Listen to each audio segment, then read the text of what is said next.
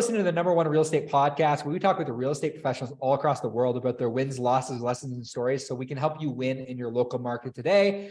My name is Cody from Sheridan Street. I'm joined with the co-founder and co-host of the Our Agent podcast, Nick Camdile. My man, what is happening? Where are you at right now? You look like you're in a different spot.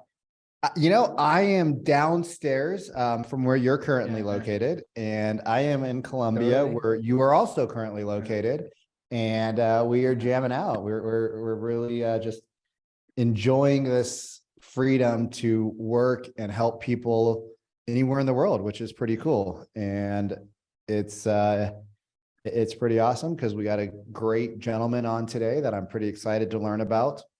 And where are you at, Cody, like in life? I know you've been sick. You got COVID. You gave me COVID. I wouldn't go that far. No, like I got super sick. We had a couple podcasts scheduled last week, and I've been battling. I battled the COVID, and I came out on the other side. So I feel like I'm like 85, 90% back, but this one kicked my ass. That's for sure. If you can handle the Indian COVID, I think you could probably handle the Canadian COVID as well, but I'm glad you're better. And why don't we get started? Jacob, welcome to the podcast. We're super pumped to have you. Why don't you give us a little background, how long you've been in real estate, and maybe why you got into real estate? Yeah, thanks for having me. I've been in real estate about 1.5 years. So pretty new to the game still, but excited to be here. It's been a fun journey so far, and excited to see where we can go. Real estate is, kind of been in the back of my mind for probably over a decade. I've always kind of had a business mindset, and I guess real estate's kind of just been one of those things. Tried out some other things that, wanted to own a restaurant, out of, I guess, partway through college, decided that, so dropped out of college to go own a restaurant, just to go all in on that. Wow. I always kind of joke, make plans and God laughs and has his own plans. So that didn't work out, but had lots of learning opportunities through that, and grew a lot. Definitely made mistakes as well. It was kind of probably about 2 years ago, started looking more heavily into real estate and looking at brokerages and different things, and got licensed, and here we are. Why don't we jump a little bit into the background? I know Cody's got some questions, but before we get into real estate, Cody and I always talk about it, that the two most successful people that we find are in real estate are people that have either come from like a corporate background where it was very structured, or they've had a business before. And the reason we believe that is because if you've had a really structured corporate life, it's easy to just transition that into your real estate career and have the same thing. Or if you've had a business before, especially a brick and mortar, how would you say your previous experience has helped you so far? Because you've been about 15 months now, 18 months in the game? Yeah, so I think, going back to the restaurant business, so I worked at a Culver's, which is big in the Midwest here. Okay. And that's what I was, trying to own. And that really just helped me, I guess, come out of my shell a little bit. I'm a little bit more reserved and a little more introverted at first. But that just helped me grow in that, kind of work my way up the chain into more leadership roles. So, just able to grow and develop. And I guess it was cool to see how such a successful company runs their business and kind of their whole model behind that, what works. And, then at the individual, like store location, how can we apply that? What works, what doesn't? But that was one of the biggest things, just growing as a person, really, coming out of my shell, learning, it's all about relationships, in that we were, selling burgers and fries, now in real estate, we're selling houses, but at the end of the day, it's all still about the relationships you can create, that like a trust factor. What was the transition for you? What does the last 15 to 18 months look like for you? And and to piggyback off that, you came into the space, and we've chatted with agents all across North America over doing this podcast, and the last 15, 18 months have been hard. like hard, no, hard, have not been hard, have not been hard in comparison Real. to, like, like a 2008 market or 2007 market. What have the last 15 months, like, what would you say have been your biggest learning experiences in the last 15 months of being in real estate? Yeah, so yeah, it's really interesting for me because I've never really experienced this, quote unquote normal market, coming in, 18 months ago. The market is just crazy. And I think the biggest thing for me has just been learning to stay consistent with my actions and the things that need to get done, which comes down to the prospecting and making new connections and nurturing and following up the connections that I made. I mean, that's just the biggest difference. I mean, I still slip up sometimes, and let my foot off the gas, and that reflects in my business. And it may not show up right away, but certainly does, 2-3 months down the road, and then you got to put the gas back on and get things building again. You're a new agent, right? I think anything under 3 years, I consider somewhat new. Some people consider anybody over a year a veteran because the churn is so high in this industry. You talk about consistency, and I think the number one, I follow a bunch of different people on YouTube, and when I'm eating food, and there's a guy that I follow, I don't know what his name is off the top of my head, but he talks about business isn't glamorous.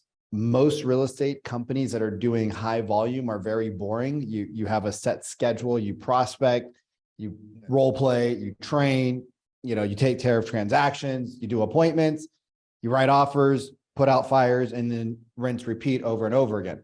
What does your daily schedule look like? Not on a bad day, but like on an ideal day. And well, first off, are you part of a team or are you solo?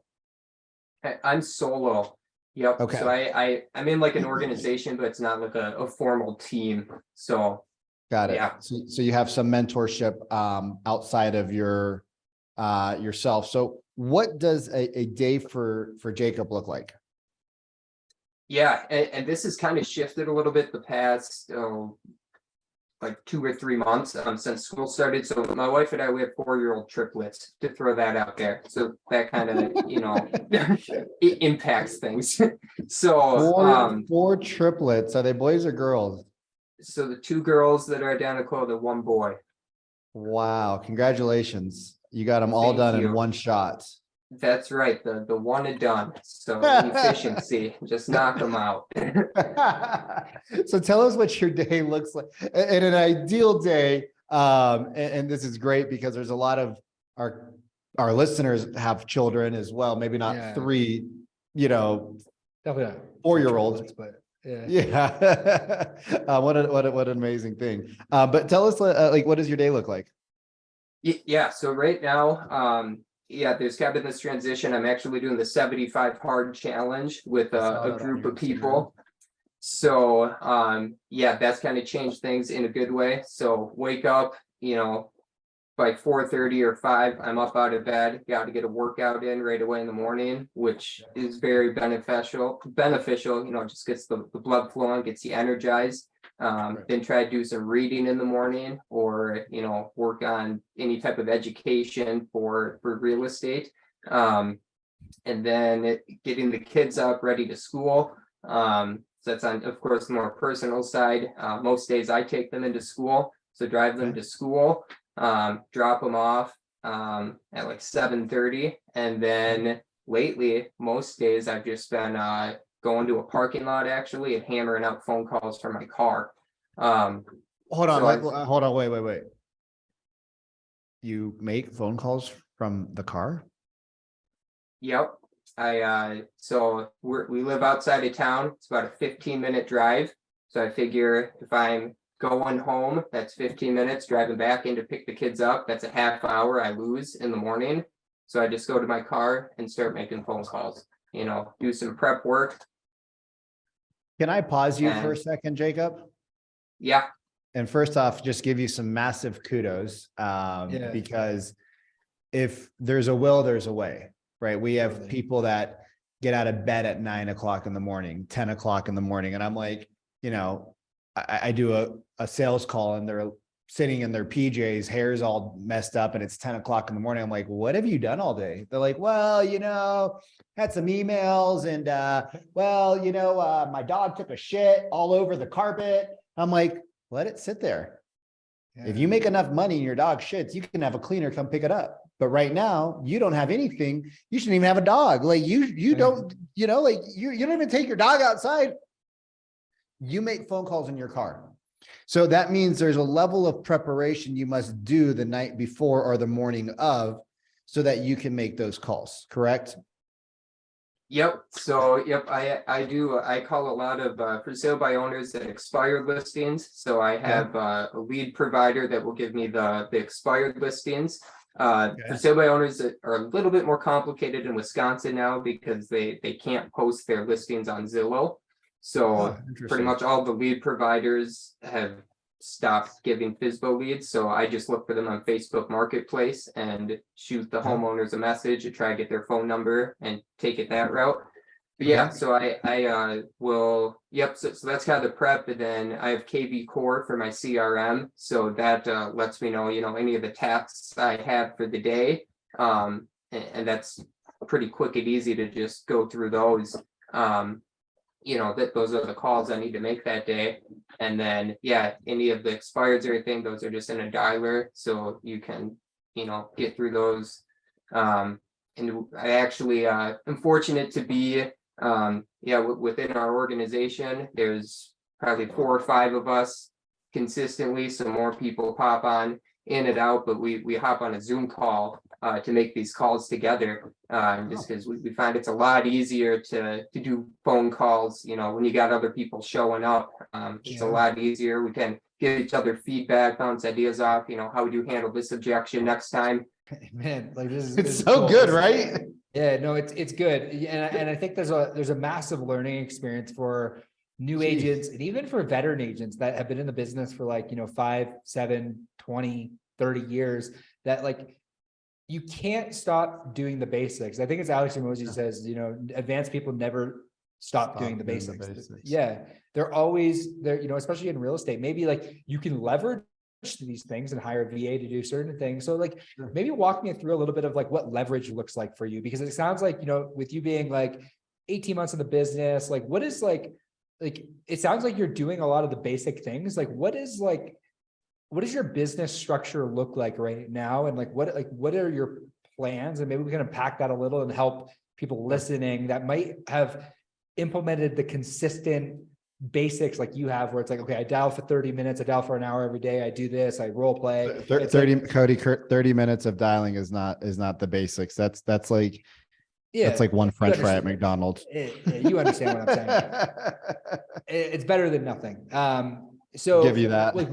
what is the next stage for you look like in your real estate business? So I think, it is for me just getting super consistent with those, not taking my foot off the gas, continuing to do those calls, showing up every single day, getting creative with it. My wife has a business as well. She has a videography business. So, it's working to continually balance, both businesses of the kids. And, something pops up, how could we both ensure that we're getting our work done that we need to, at least the basics, which for me would be the phone calls, making those contacts.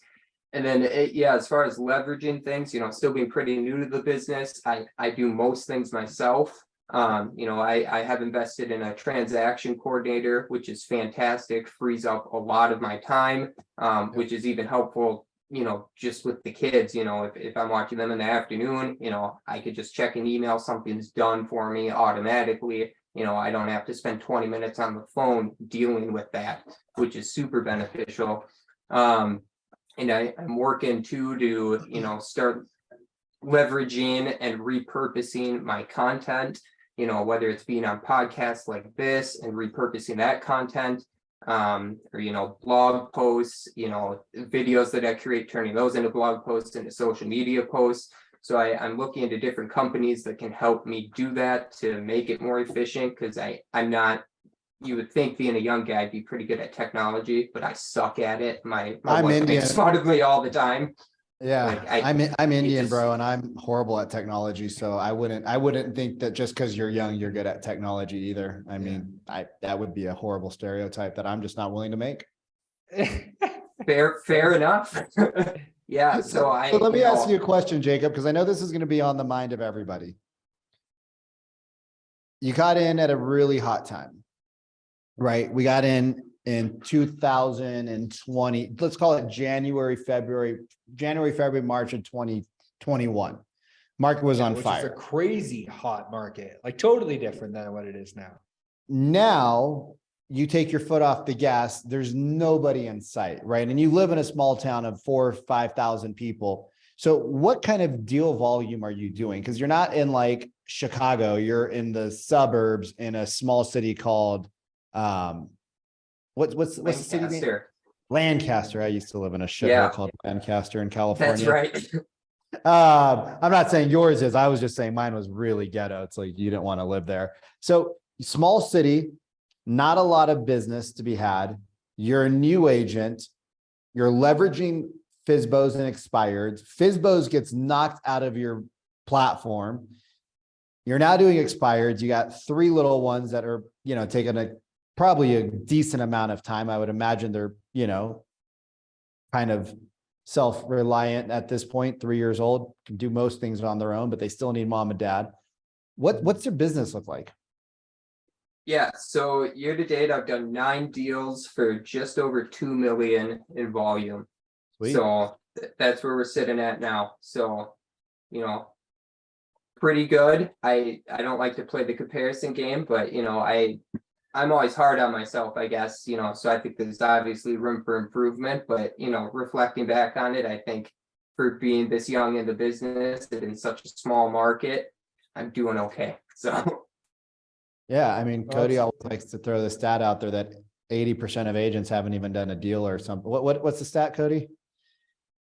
I know that 1.3 million in the US, it was in September, had sold less than 4 homes this year. So you're above you're definitely Yeah. above the average for sure. But your numbers, which is above yeah, average. well, that's that's half the battle. That's half the battle. Understanding where you're currently at and what you've done. So the fact you can rhyme that off is really good. Like it sounds like you have gotten into the space and you've had some good mentors or some coaches along the way. Like what has that done for you and your business? And like what has invested time into role playing and educating yourself? Like what does that mean to you right now as an entrepreneur? Because obviously your wife is an entrepreneur as well. Is that something that you espouse to? Is that something that is important to you? Like maybe walk us through that a little bit. yeah, I mean, that's really everything. I mean, my business would be nothing without the people that have poured into me. I remember, when I was first getting started, so this would have been March of what would have been 2020 maybe. So just getting started, just licensed. I was working in a factory making batteries, just kind of an in-between job.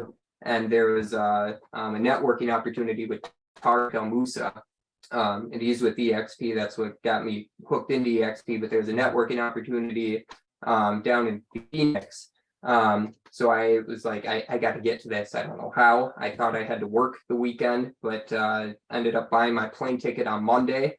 Didn't even know I could get off of work until Thursday, but I ended up getting off of work for the weekend, flew down just for the day. So flew in Saturday, flew back really early Sunday morning. So just went to that event and met a guy named Haas Pratt, and he pretty much told me to quit my business or quit my job. I mean, so I think within 2 or 3 weeks of coming back, I quit my job, went all in on real estate, plugged into his training, which is Listing Boss Academy. It goes over FSBOs, expireds, and I just dove in. And making connections, hopping on training calls, every single week, with Haas, with other people. So yeah, I mean, it's just, you need people around you, in this business, especially, in rural Wisconsin, there's, now that Fair. there's not a lot of people around, especially people that, have big aspirations. I mean, they're definitely out there. They're just harder to find, Yeah. like everything is down, in a smaller community. So, it's just, surrounding yourself with people and getting poured into constantly, to keep you fired up and motivated and continuing to learn. So, I mean, it's been everything.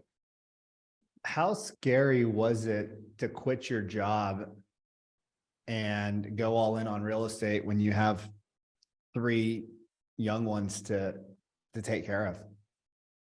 It was terrifying, and it was interesting. So I had to get chest surgery. I had a pectus excavatum, which is like, they call it like funnel chest. It's like a sunken in chest. I had it since I was really young, but I just started having, like, it was affecting my breathing the past like 3 years. So anyway, they had to go in and fix that anyway. So the reason I bring that up is I had that surgery scheduled. That had been like right before I started in real estate when I was working in the factory. So had it scheduled, ended up getting COVID right before the surgery. So they had to postpone the surgery 90 days. And I was like, okay, I'm just getting into real estate here. Summer's coming up. And now I have to go back to this factory where I'm working 12-hour shifts. They're sometimes making me work, 7, 8 days in a row because they're forcing overtime. I'm not seeing my family at all. I'm not going to be able to work on my business. Even if I was able to get clients, I felt like I wouldn't be able to serve those clients well enough because I would be working all the time in this factory. I was like, okay, what do I do? So I had COVID, so I'm just at home. So I'm doing some research, figuring out like how much money we have, how much can we stockpile. Had very little in like a 401k from my old restaurant job, I think like 3 or 4 grand. So I cashed those out, probably against everyone's wishes, but I didn't even ask anyone other than my wife. So cashed those out just to stockpile as much as we could, which wasn't a ton, but had like 5-6 months of expenses saved up, and we were like, let's go for it, let's do it. So we just jumped in, and it's been rocky road, rocky bumpy, but we just we don't have any other option, so we're gonna make it work. We don't have any other option. It's the necessity. And we chatted about that before. Like, it sounds like there's definitely a level of necessity where it's like, if this doesn't work, there's no other option. Like, this has to work. We have to make this like a priority. And it's like, you sound like you espouse a lot of the same values that Vikram and I have, where it's like, if this doesn't, like, there's no other option. Like, if this has to work, like, there is no plan B. Like, this is plan A, plan B, plan C. I'm curious to know, because you mentioned that there have been rocky roads, and like, maybe you can kind of go in and share some of those stories if you want, but like, for like, you just be completely transparent. Like, the last month of business for us was tough. Like, we dealt with a lot of ups and downs. And so I understand the ups and downs in business, where it's like 1 month is shitty, the next month is great. 1 month is not so great, the next month is great. And it's not always even revenue, or it's not even always commissions. Sometimes it's just things like fires, fires happen, people leave. How are you able to manage manage your emotions in the moments where it feels like nothing is going right? How are you able to manage your emotions, keep your life balance with your family, keep your balance with your business? Your wife also has another business as well. It sounds like there's a lot of moving parts. How do you best manage your emotions? Yeah, I mean, it's tough. I'd be lying if I said it wasn't. And I think it's just constantly being aware of it, and it's something that we still struggle with at times. But yeah, it's just constantly being aware of it, and having conversations. Me and my wife need to sit down and talk about things, like if something isn't working, or one of us needs more time. Like my wife is super busy right now with editing videos from weddings. So it's making sure she has enough time to edit those, and she doesn't get behind. and, making sure hey, can I sneak away quick, to do this important phone call. So it's just kind of, balancing the communication, and of course, throwing the kids in, ensuring that they're cared for, and, like today was one of those days, they've just kind of been parked in front of the TV. Not great, but we got things to do. They didn't have school today. So it's just, I guess then, taking breaks, reading some books to them, still making sure you get that interaction with them in, and just kind of plugging along. What do you think is more important, learning skills or having the mindset of a warrior? I'd say probably the mindset of a warrior. I mean, learning skills is important, but if you don't have the mindset of a warrior, I think you're going to have a hard time with the implementation of the skills you're learning. Yeah. When you read in the morning and you're reading about business or real estate, what would you say has been one of the most influential things that I know there's a lot of things when you're like, oh, I should have said this, I should have said that, but what is one of those things that pop out, like one of those daily routines that pop up and you're like, oh my God, this changed the way that I think? Because I agree with you. If you don't have a strong mindset, this industry will churn you out before you even know what happened. Yeah. So I think kind of going back to what we touched on before, with Haas at his Listing Boss Academy, he has a book called The Listing Boss. I think that there's so many good things in there, and the biggest one is just getting in the trenches. And in this business, you have to survive. A lot of people don't want to. It's messy in the trenches. You don't want to be in there, but if you don't, your business won't survive. Absolutely not. I mean, you got to do the work that no one else wants to do. He always says, you have to be willing to spend a couple years of your life like no one else will, so you can spend the rest of your life like no one else can. That's 100% accurate. Man, I just want to say thank you more than anything. And I want to wrap up here with just what is one piece of advice that has really made a difference in your mindset? Like one thing that you do that has really shifted your mindset to allow you to think of things differently, because you do think of, like, through talking to you last half an hour, like you just have a different perspective on business and on life, like that mindset of a warrior. Like, how can somebody that might feel apathetic in what they're doing, or just like me and Vikram have been talking about this a lot lately, about how people want the moon, but they don't want to go to they don't want to go through the hardships in order to get there. So like, how were you able to shift in your mindset that the necessity, was it just always there, or was there something that happened, or was there a moment, or was there a thought process that created the necessity that you have in your life now? Yeah, so I think I've always been wired a little bit differently. I felt, I've always been driven. I've wanted a lot out of life. But I think as far as real estate, it really just comes down to, I didn't know what to do when I first got started until I was kind of, told what to do or shown what to do. And then just through putting in the work that, I didn't know any better. Like, I didn't know that I shouldn't, not be doing that. So just did it. And by getting the results, I think that's really just what sparked with me. It was like, okay, this works. Like if I get in the trenches that I work, I will get results. And I think a lot of people are just hesitant to start putting in the work. There might be a level of discomfort with, starting or putting themselves out there, whatever it may be. But I think you just got to get going and make a mess. And there's so many ways to be successful in real estate, which I really think is fascinating, and some people are going to say, cold calling's dead, or, whatever it is, but you just have to find what works for you. and find somebody who's been successful at it and follow that person. Don't listen to anyone else. Put your blinders on, just stay focused, surround yourself with great people that are going to lift you up and help you on your journey. And I mean, you can do it. You just got to do the work. I love that. Jacob, I got one final question for you.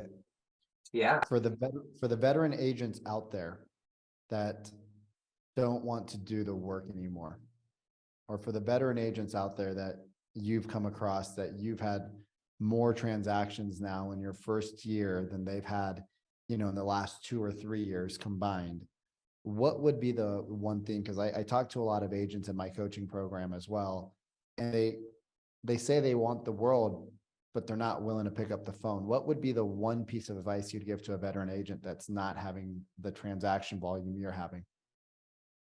Yeah, I mean, I think you got to look in the mirror. You have to be brutally honest with yourself of, what are you doing?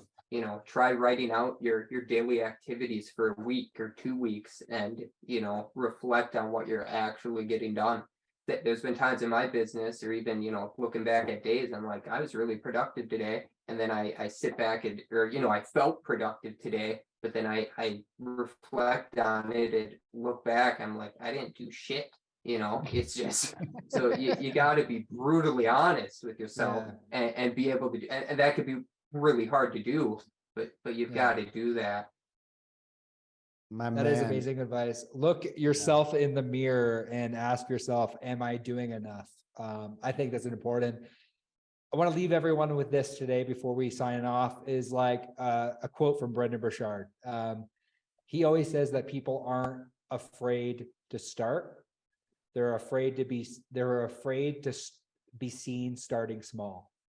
Mm-hmm. And oftentimes when we get ourselves in a position where we are starting anything new or we're trying something new in our business, it can be hard to start because we're like, we don't want to fail, but failure is a part of actually growing. And you're like, just your honesty today, I just want to say thank you. If somebody were to want to reach you, Jacob, to chat with you, maybe they want to send you an agent to agent referral, maybe they're in Wisconsin and they want to chat with you about real estate, where is the best place that we can send them for you to chat with them? Yeah, you can find me on Instagram, Jacob Helmrick. That's probably the easiest way. Also on Facebook. So reach out either place. Awesome, Jacob. Thank you so much. And thank you for tuning into another episode of the RE Agent Podcast. We will see you soon.